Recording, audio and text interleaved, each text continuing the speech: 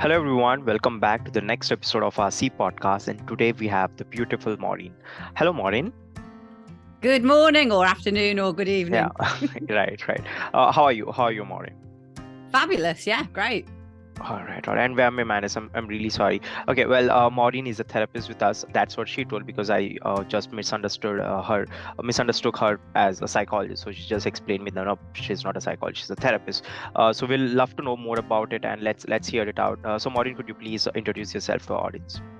Yes, I'm Maureen Fearon. I'm based in the UK and I'm an emotional therapist.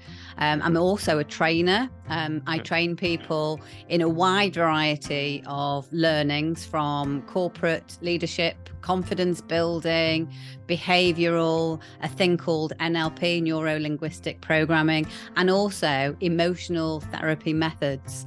And I've been doing this for nearly 20 years now. Okay. And I have a wide range of experience, and because I've been doing it so long, I've got a collection of specialisms. For example, I am a specialist in bereavement and loss. So when somebody is in raw grief, I like to work with them to help ease their suffering. And so whatever the human complaint is, I like to work towards reducing suffering and giving people the understanding of how to self-manage themselves. And so I'm an emotional therapist and a behavioral specialist. Right. Thanks, Maureen. Thanks for explaining. So, Maureen, first of all, you really have a big, very vast amount of experience. 20 years, that's a lot. And I think the specializations you would have had incurred from all these years, that should be something very huge. I just want to understand, remember we just had a conversation and I told you a psychologist and you were like, no, I'm a therapist. So could you explain, because, it's very interchangeable, most of the people, we call it, okay, she's a psychologist. We don't say, she's a therapist, there's no difference as such. But what do you, can you just explain me why, you should be, you prefer more calling yourself more than a psychologist as an emotional therapist? Yeah. Psychology and psychiatry and counseling and CBT, cognitive behavioral therapy, that's all talk based. Now, the work that people like myself do, we target the emotion. If, say, for example, somebody comes to me, I don't need to know their story. Sometimes, we go into the story, but I don't need to know their story. I can work directly with how they're feeling using methods and techniques to make those changes. And so we don't have to go into, and that works really well for when people are in, for example, grief, or they've suffered abuse or have post-traumatic stress disorder, when they have panics, anxieties, when the problem that we're trying to cause, if they think about it, it causes a really disturbing change within them and can send them into a very bad place. So we target the emotional system. And when we target the emotional system, more can happen than in a positive way than people expect. And we can go maybe to the root of their emotional system and clear even more than what's currently bothering them. Right. And the great thing is, it works very effectively and fast. And clients do not need to come to us very often. So they might have only a few sessions, appointments. Yeah. Rather than have years of continued support and therapy. And part of the process, they actually learn a method or two that they can use themselves for when life gives them challenges. So I'm actually what we call self-employed. So I get paid per client. So the fact that we work so effectively with clients, it's not good for business, but it's good for the client. Right. That's you have I think when it comes to psychology, there also has to be a sense of humanity, and I think you're doing great at that, because helping out people, just easing out their grief, their pain. I think that's one of the biggest qualities anyone can have. I think you guys, I mean, all of the psychologists here, all the therapists, emotional therapists, behavioral therapists, all of them, I think you're all doing a wonderful job. Thanks for that. And since you've been doing it for 20 years, I'm really curious to understand, when did it actually root into you? I mean, when did you actually want to be a therapist? And when did that happen? Well, it's quite interesting because when I left school, I went to college and studied psychology. Mm-hmm. And so there were, without me knowing it, I actually became a coach.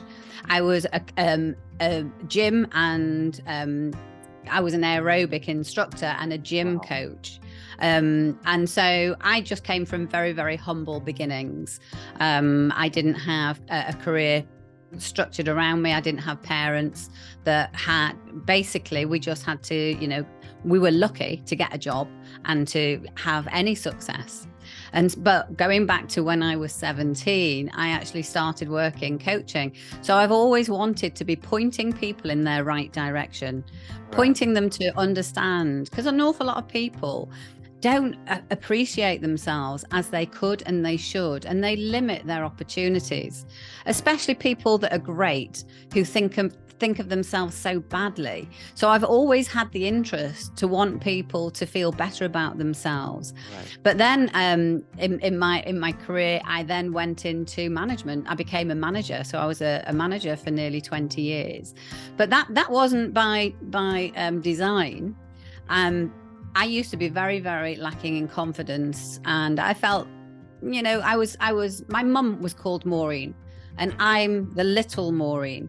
So as I was growing up, I was the small one, the not important one, the insignificant one. And so I used to have very, very poor confidence. I was shy. I had difficulties talking to adults. I had real trauma if I had to speak in class or in front of a group. I used to, if the teacher picked on me and just asked me a question, I developed going red, getting tongue-tied, stuttering, and biting the inside of my mouth. And so from there, I was asked to be a manager. I worked for a recruitment company, and they asked me to be a manager, and I wasn't able to say no. So like a lot of people, it was difficult for me to actually say no. The idea of it filled me with terror, and I really didn't want to do it. But I hadn't the capability to just say no, or even, okay, what training will you give me? And it's not that they saw any management potential in me. I was the only person they trusted with the keys to the office. And that's how I became a manager. That's very honest. That's very honest. I know it was, and I knew it as well. And so overnight, the people that I were friends with became my enemy because they saw me as the manager and hated me overnight just because I became the manager. And so it was. But I couldn't. But it was built into me, conditioned into me, that you just have to stick it out. You just have to stay in there. Don't give up. And so over the years, I learned to be a good manager. I had some bad training, i.e. I didn't agree with it because the training said this is how you treat people, and I just thought that was a bit unfair and uncaring, and to treat everybody in the same way felt wrong. And so, which is useful because now I deliver leadership training, which is the training that actually works. So then all of a sudden, back in 2004, I was a successful manager, and I decided I wanted to work with single people and help single people with their relationships, help them with their confidence, and also help them overcome their baggage from past relationships. And without any planning, that's what I did. And I had the great idea to have training workshops for single people to help them get into a relationship, be a better version of themselves, think more of themselves, and that's where it started. And at the same time, was told I needed to have qualifications in either coaching or neuro-linguistic programming. I chose neuro-linguistic programming because it sounded more clever. It sounded more educational, more impressive, but it was the best thing that I ever did. And so from there, I've continued learning. I trained in Myers-Briggs personality profiling, gathered lots and lots of tools for the toolkit that I use if I'm working with individuals or training. So yeah, it's been a very interesting journey. Right, I can really understand. Of course, not relate, but yeah, understand definitely. So Maureen, you have, I mean, just about, you had problems with saying no. Of course, like most of us, we sometimes face, which is really important. But then we face issues. We can't say no to people, and from a junior Maureen. Okay, from where you were, somewhere very, very much shy to even say no, to coming and starting this, therapy sessions, or let's say, talking to people, or helping them with their personality development for singles. That's the beginning. So how did that transition happen? Like, from there, from saying, difficult, having problem saying no, to here, how did that happen? I needed to earn a living. And working directly with singles, that wasn't bringing in the income. And I went to what we have networking events. And in the networking events, people were asking me, can I design training courses for their organizations? And I just started with a goal frame. What is it you're looking to achieve? What is the evidence of that achievement? So what do you want to see different in the people that are going to be trained? And I designed training courses, and I was on my learning journey as well. So I was learning NLP, profiling, and lots of other things as well. And so I started designing training programs based upon exactly what the company wanted to see. Right. And then worked back from that, and became very successful in developing corporate training, whether it was designing an appraisal system for an organization, through to leadership for established managers and leaders, and those that are brand new to managing and looking after people, and continually developing the portfolio. And of course, people wanted to work with me one-to-one because they got a sense that I cared. They also had a sense that they trusted me, and companies wanted solutions for their because their employees are producers, and they wanted their producers producing. So when they were in a state of anxiety, depression, I teach people how to comfortably present. So any time that they were, let's call it, emotionally affected, it made an effect on their working performance. So companies very keen to bring me in and enjoy the fact that when I'm working with people, it's very fast, the results. So for example, there was one organization, one of the young ladies, she was petrified. She was very, very confident in all aspects of life, apart from going into a meeting. She could not speak in a meeting. And she was terrible. And the company sent her just for confidence, but she mentioned this. So we did whatever it was that she did. And I said, well, let's work on that. And she was like, she's like, but I don't want to speak in meetings. And I said, that's okay. You don't have to. Everybody knows that you don't speak in meetings. And so that's fine. You'll have choice. But if you do want to speak, you can speak in a meeting and comfortably. I said, you know what it's like to be uncomfortable, so you can act that. So she used to go. So I said, so in a meeting, you can just do that. But you're not feeling it inside, you're just acting it. And inside, you can actually just feel really proud and comfortable that, this is my choice. And so she went, oh, okay then. And literally a few days later, maybe 5 to 10 days later, the company said, I don't know what you did, but we can't shut her up.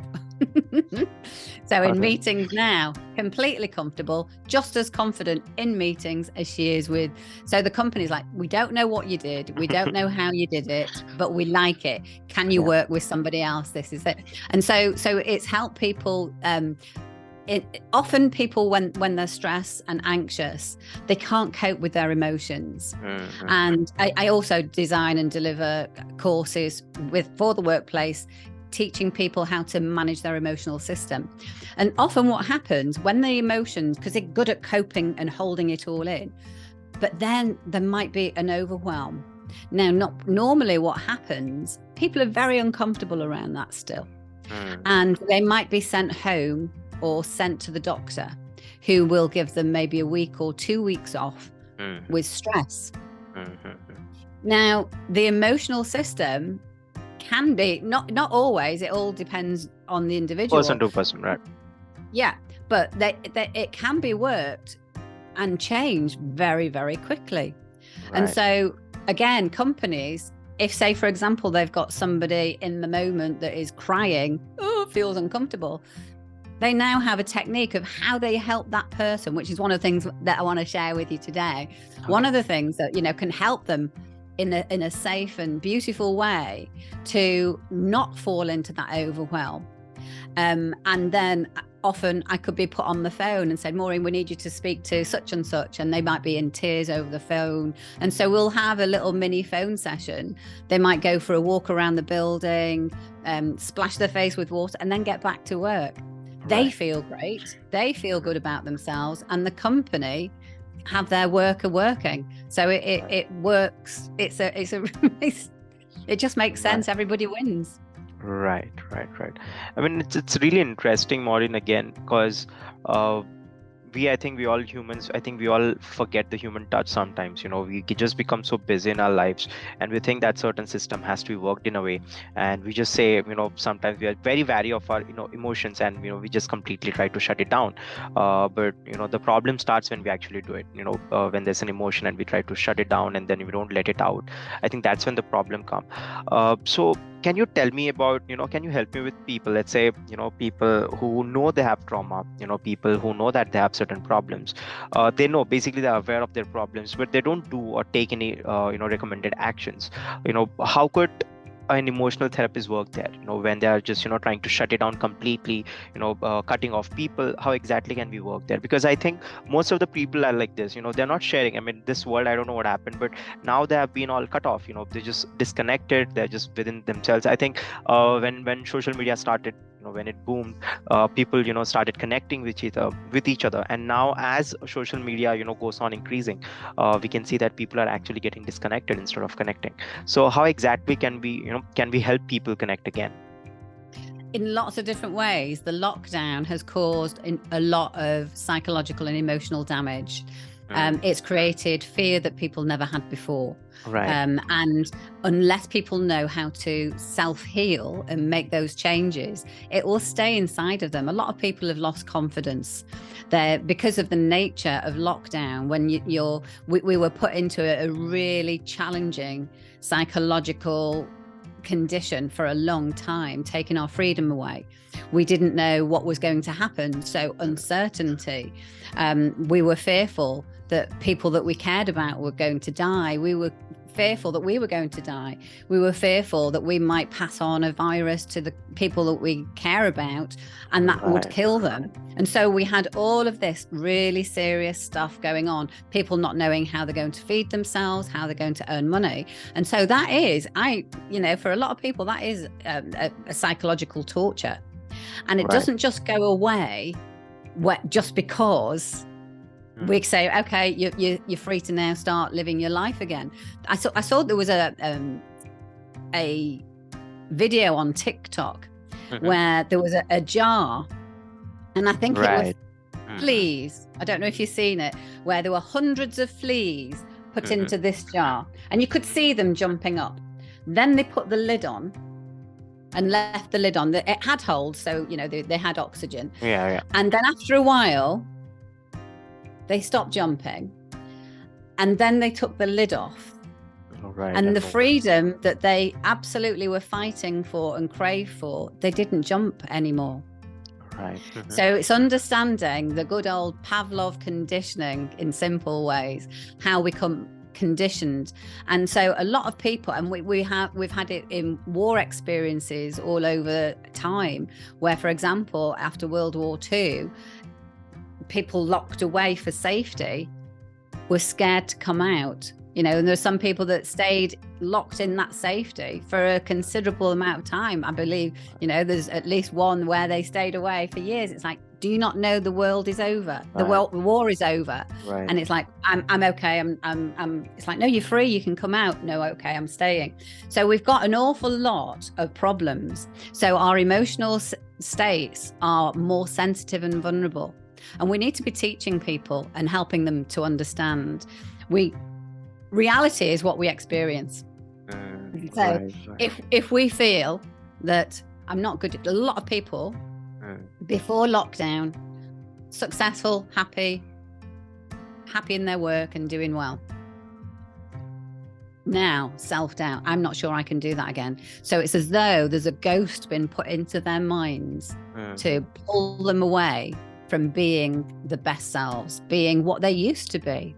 And so we need to recognize this and teach people the simple things that they can do in terms of helping themselves. They want to be focused on, how did I used to be, and get back to a good reality. They want to be understanding the emotional system, because you're so right. We just cope with everything and carry on. And we never know that break, that threshold of when we overwhelm. I mean, no, I do it myself. I remember many years ago, I got a twitch in my eye in the skin just here. And it's like, what's that? And it was a stressful time in my life. And it's like, it felt really strange, but I had no understanding. I was only young. And when I found out it was a stress response, instead of dealing with it, I just thought, all right, okay, now I know what it is. I can ignore it. Right. Because that's what we do, especially over in the UK. That's our culture. And so we want to educate people, and we want to give them the tools to be able to deal with those emotions, so they've got choice, and also for them to get to feel good about themselves and get back into a very positive goal setting mind frame. Right. I can do this, and taking things, one tiny step at a time. And when they're in the safety of their own environment, at home, wherever it might be, there are techniques that they can use themselves to actually repair the damage and get themselves to where they want to get to. There's, for example, EFT, emotional freedom techniques. When I first came across it, I thought, I am a skeptic in so many things, and things have to be proven to me, not just once, not just twice, but multiple times. And then I'll go into the zone of curiosity of what might be this thing. And then it has to prove itself some more, and I have to experience it myself. And so the EFT technique is a tapping on the body's acupressure. Now that's really simple and useful for people to do. And they can do it in there's lots of different variations, and they can learn very quickly what that is to use it. Also, to be learning how this body system works so that we can get control. We're taught that we've got the conscious mind as well as the unconscious mind. The conscious mind that talks to us as we're going about our business every day, and the unconscious mind, the big computer that runs the system. Now, the part that makes the conscious decisions, what shall I wear today, or what shall I eat today, that has got a different power than the computer. This conscious mind has the power of 50 bits of data per second, 50 bits of data per second. The unconscious mind has got 40 million. And so it's kind of like that sometimes the conscious mind tries to control the big power machine, and it hasn't got the capacity. And that's often when we go into overwhelm. That's often where our mind feels as though it's gone manic, as though it's gone into a terrible state. And so we want to teach people the simple techniques to be able to manage themselves. An awful lot of people don't realize, for example, that there's a relationship between where our eyes are moving and our whole system and our emotional system. Have you come across that? I don't know if you have. No, I haven't. It's all Oh, new. right. It's all Oh, new. it's so useful. Mhm, When a person, and this is one of the things I wanted to share with you, when a person goes into emotional overwhelm, or if they go into panic, mhm, often their eyes are moving all over. mm, If a person goes, so I was working with a lady yesterday who is in raw grief, and I was just giving her some tips, just to, I haven't seen her yet face to face. This was just on a telephone conversation. mhm, mhm, And I said, okay. And she had big trouble in not being able to stop crying. And so two things really valuable on that. One is, often when we're looking down, we're generating emotions. All the good emotions look after themselves. But when we're looking down, if you imagine I'm feeling a little bit Right, tearful, we look down. if Right. I'm looking down, I'm going to get even more so. Oh, okay. And when I'm teaching, I like to use metaphor. A metaphor can be really useful. And I try to get people to imagine that their mind has got millions of minions that happily take our instructions. So when we instruct them with our thoughts, or physically with our body, or with our eyes, they will go and do something.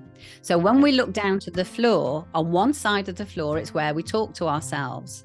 So it might be, oh, I'm feeling uncomfortable. And then there's a very fine line between the talking to myself zone and the pool of emotion. When our eyes go into the emotion, the minions think that we need emotion. So they won't do what's best for us. They'll just follow the instruction. Right. They will not say, does Maureen really want to cry right now in front of all of these people? It's, don't question it. Just, she's looking down. That's the signal to bring the emotions. So a real quick way to help a person that is going into emotion is have their eyes lifted away from the floor. Quite simply, lifted away from the floor.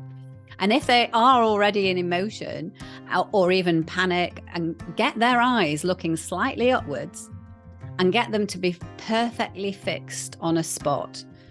And we explain it. Imagine there's a horizon far in the distance, and there's a tiny little happy boat, like a spot on that horizon. Have your eyes perfectly still and fixed on that horizon. In fact, just try it now yourself. Just find that spot. It's totally safe to do this. And take a big deep breath in, fill the lungs, and breathe out through the mouth. And breathe in, keeping the eyes perfectly still. That is the key. And just take another deep breath in, and then just breathe out. So what do you notice when you do that? Relaxed. Yeah. The deep breathing activates the body's relaxing system, and the eyes being totally still have an effect on the processing of the mind, and it can calm those racing thoughts. And when the mind is then calming, we can ask, what is it I want right now? What is it good for me?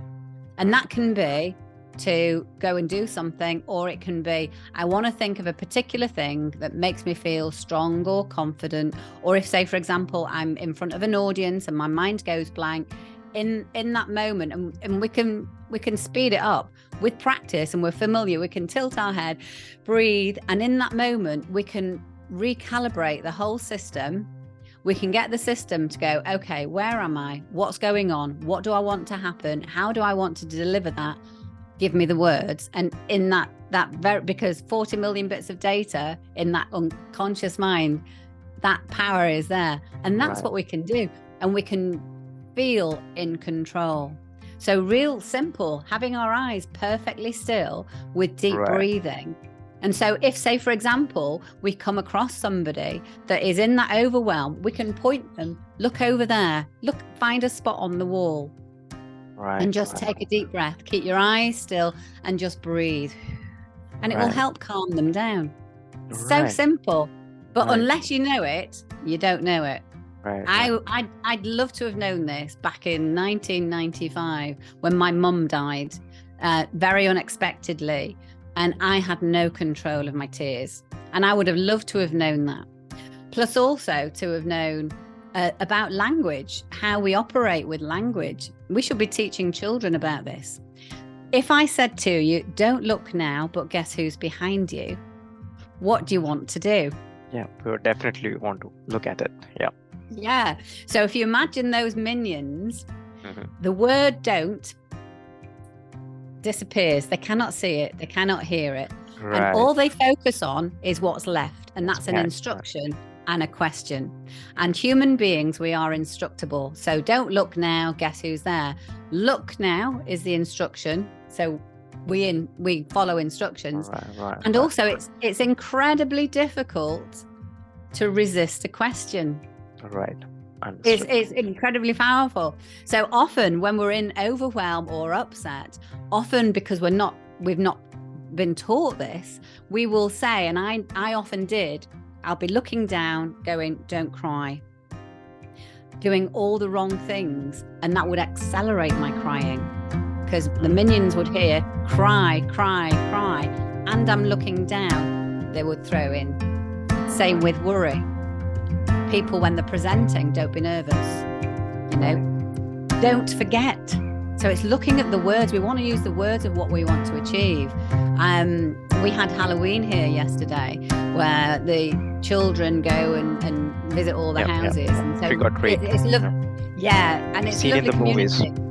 It's brilliant. It's lovely because all the community comes together, all the parents, and it's amazing how many parents will say to the children, don't do this. Don't run. Don't take more than one sweet. And especially the younger children, they will run. They'll do it because they've not been taught this. So they're using this as an instruction, getting the wrong result. They'll either repeat it or get frustrated. But the phrase, I told him 1,000 times, don't forget. It's like, yes, you brainwash them into forgetting. What we want to do is use the word remember. So we want to be using the words of what we want to achieve because we're such a sophisticated, sensitive system that will follow. So it becomes really useful in helping ourselves get our best results as well as helping other people. Right. So I think the topic that we have chosen today to talk about was tips for good mental health, and I think we have covered most of it, right? Yeah. Apart from there's one other which I was working with a client some years ago, and it's also I talk at conferences and all sorts of things, and came to understand that a very big percentage of the population do not love themselves in a safe and beautiful way.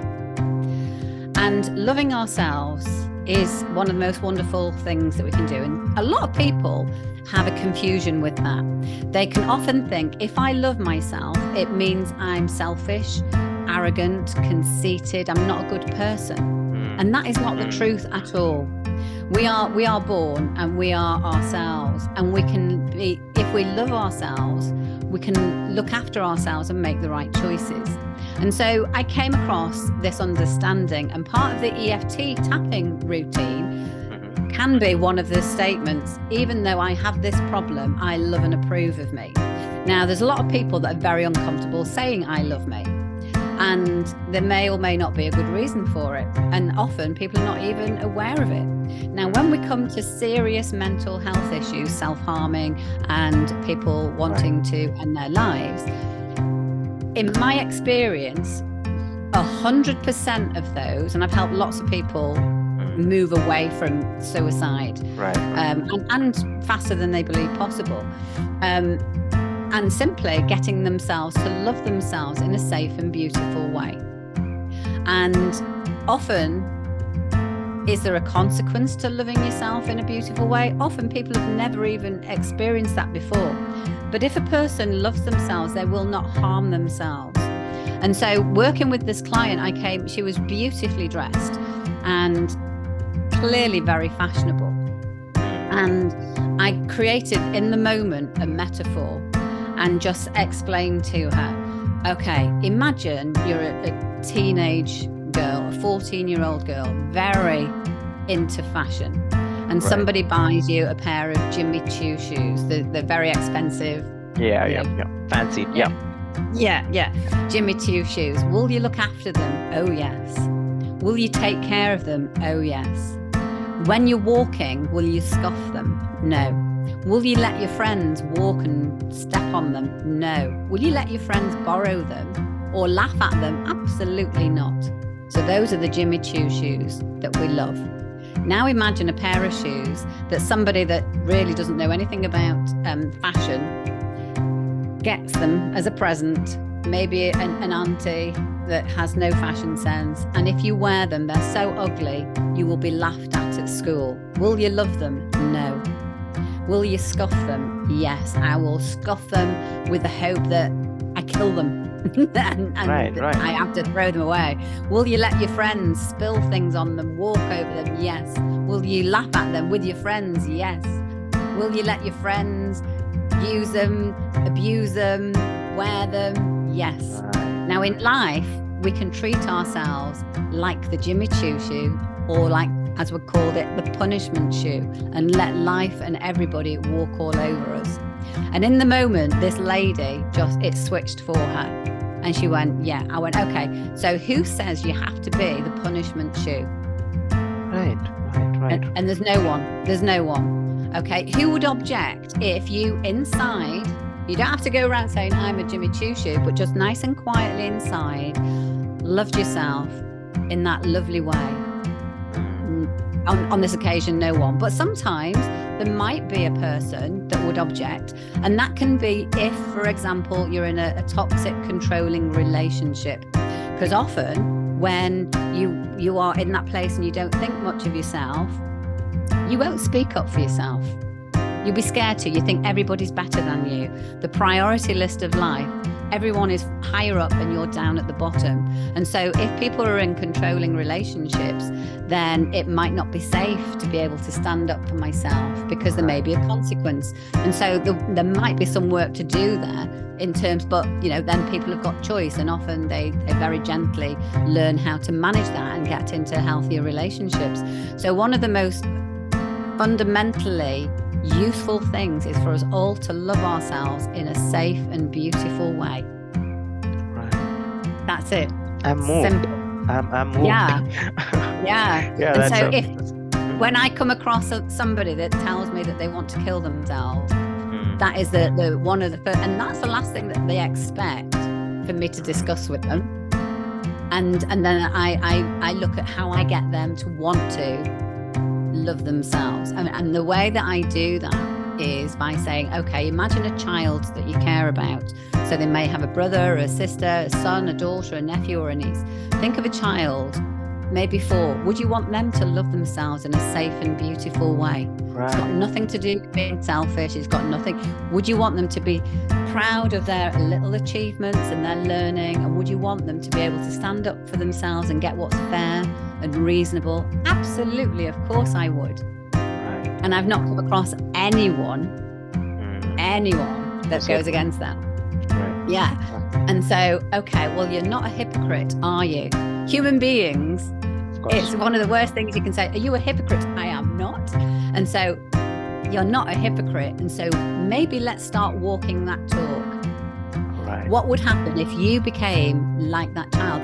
And also, because you know what it's like to not love yourself, if the children or the people around you start developing the not loving themselves, they could get bullied, for example, and they can start changing the beliefs about themselves. You'll be able to help them get back to where is beautiful, fair, reasonable, and how it should be. Right.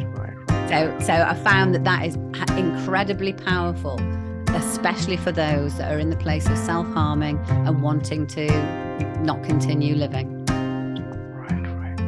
Well, thanks, Maureen. Thanks for giving us all these tips, and I'm sure you have many things to share. Do you have still, because time's running? If at all we have, we can just make sure we have another meeting. Is it okay? Oh, I would. Yeah, I love sharing all that I've learned. If it can help people, then that is the most important thing for me in my life. All right. So let's have a new meeting then. I'll be sending maybe a couple of more experiences. If at all you can just chop down 2 to 3, maybe you can share that so that people can know about it. All right. Sure. Yeah. I'll just stop it here and I'll come back again in a minute. Well, thanks again, Maureen, and especially I just love the fact that you've mentioned about your different examples that you use to your clients or to your, to the people that you want to save themselves or stop them from self-harming. Because suicide rates, when we talk about it, it's really high, and I think this is the right time that we can talk about it, and maybe our listeners can listen to it and understand certain tips and tricks as well from your side. So I wanted to understand if there are any other experience that you could share with us, which would be really helpful for our listeners. Yeah, one of the things, especially both with ourselves and also trying to help somebody else, is thinking about how we want to get them thinking and knowing what that is. So we might want them to feel safe or to feel better about themselves or to feel confident. And what we want to do is to use a phrase that will help them get to that information. So if we tell them, there's less power. It can fly away over their heads. But if we ask them a question that delivers the words we want in their head, right, it will stay in their head. So it could be, well, what would happen if you did it and it all worked out okay? How would you feel then? What are the right words for you to use to get the best result? And their mind minions will hear that and will actually go and, go and get that information. And any time that we're with somebody, and it could be for ourselves, one of the very, very simple elements of EFT, the emotional freedom techniques, there's a process called mindfulness-based inner repatterning. And we just gently tap in the center of the chest on what's called the thymus point.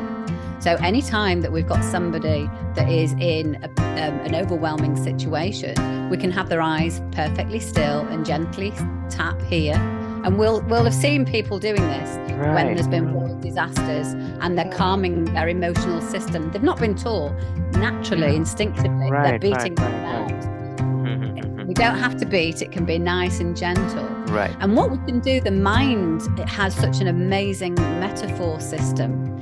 And so we can actually, without having to go into all the complex... The details, right. Yeah. Right, Just say, okay, if all that problem was a colour, what colour might it be? It could be green, brown, it doesn't matter what colour it is, the person will create that colour. And it's like, have your eyes fixed and gently tap. And when you breathe out, take a big deep breath in, and as you breathe out, have a sense of putting that colour out there, away from you, in a safe way, without judging it, without having to analyse it or work it out. Just breathe out, because the mind knows, that big computer mind knows everything to do with the problem, and it says, right, that problem is now the colour green. Right. Now, that computer also knows what can we do to make the green disappear, and that can be another colour. It could be a shape, a symbol, it could be a person, it could be anything. And that makes it really interesting, both for the client as well as the person that's trying to help them. And so, okay, it could be yellow. Okay, so just breathe in. And as you breathe out, just breathe out and just let it have the yellow, as much yellow as it needs. And then what you can do, after all the yellow has been breathed out, you can just imagine that yellow flowing into you from the top of your head all the way down to your fingers and toes. And on a metaphorical level, the mind and body will make changes. Correct. So people can do that very simply, very safely themselves. But we can just, so that we get control, we can just have our eyes perfectly still, breathe, and ask, what is good and healthy for me to do right now? Right. As simple as that. Yeah. Well, I think, I'm sure you use this with your different clients, and how has been the result so far? With my clients, I've actually got 100% record. So every client that I've worked with has walked away feeling better than when they walked in. Right. These simple methods I use when I'm out with strangers. If I see a stranger that is in a sad place, I will go and teach them in a beautiful, safe way. And I might say, are you okay? And then I'll be able to judge whether or not it's respectful and safe for me to be speaking to them. And often when people are needing help, they're pretty okay in terms of being approached by somebody that cares. And I'll ask them permission, can I just show you something that's been really useful to me? And they'll just more often, yeah, always. Not even more often, always. I said, yeah, okay. And then I'll just get them to, have your eyes there, breathe. And then it calms them down and they feel noticeably calmer. They've managed to control their tears. And then I just say, okay, so now you've got a technique that you can use anytime, anywhere. Have a nice day. So it doesn't even have to take a long time. We're talking maybe 5 minutes with, somebody that just falls into tears. Great. I'm sure I really am going to actually make sure that that my audience listen to this, honestly, because and I also love the fact that you approach people randomly because who knows, someone who might be going with something else and problems and stuff. So I think that's a very good way. I really want to make sure that I myself go to people now, because I've got the technique I've stolen from you. So yeah, I'd try as well. Maybe if at all I can make a difference, then why not? Yeah, and if people are in a place of upset as they're talking, just get them to tap here. This tapping works on the body's acupuncture system that realigns the body. And so even just talking and just doing this can help them in a way that they might not even realise, but they'll feel the benefit from it. So yeah, there's lots we can do. Simple. The human system is beyond the reason. Well, thanks, Maureen. I think our podcast has been to an end, and thanks a lot for sharing the tips and tricks. I'm sure our audience would listen to it. I myself will try doing it as well. Once I'm done, and I'm going to look up to the wall, fix a point, and then talk to myself or something. I'd be doing it right away. Thanks again, Maureen. Thanks for joining us, and it was wonderful talking to you. Beautiful talking to you. Thank you so much. Thank you, Maureen. Thanks a lot.